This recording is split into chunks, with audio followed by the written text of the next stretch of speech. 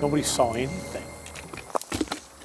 I thought maybe she was playing with a friend. On November 18th, 1993, Angie Housman vanished. Jim Nelson was the FBI special agent in charge. She got off the school bus at around 4 o'clock, a half a block from her house. In the days that followed, you could feel the heartbreak and fear that enveloped the suburb of St. Anne. Bob Schrader was the police chief. This animal cut short a life of an angel. Angie would be 29 today, perhaps with a family of her own. It's harder every day. I love her so much. The FBI and Major K Squad worked endless hours. Tip lines rang non-stop.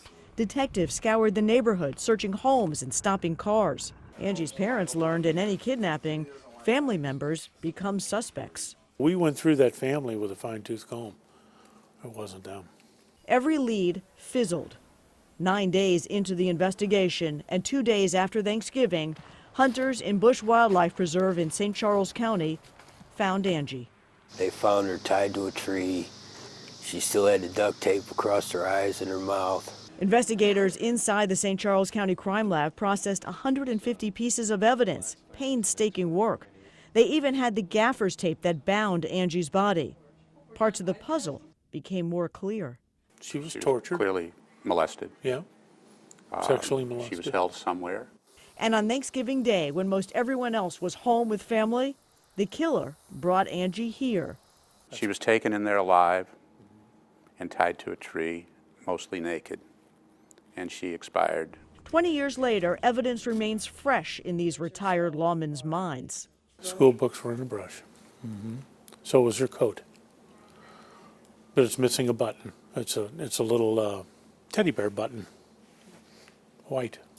Maybe the killer took the button and someone saw it. Maybe someone has a crucial missing link. Why would you do that? Why would you tie somebody to a tree? Somebody who did not want to do the killing himself, did not want to see the results of what was going to happen, and wash his hands of it, and maybe consider that, you know, he wasn't totally to blame for this. Somebody evil. And while detectives still search for clues, the message to Angie's killer from current and former investigators is that they haven't forgotten. You haven't gotten away with anything. And in the end, there will be justice for Angie. If we can't get him here, then he'll get his in the hereafter. Leisa Zigman, 5 on your side.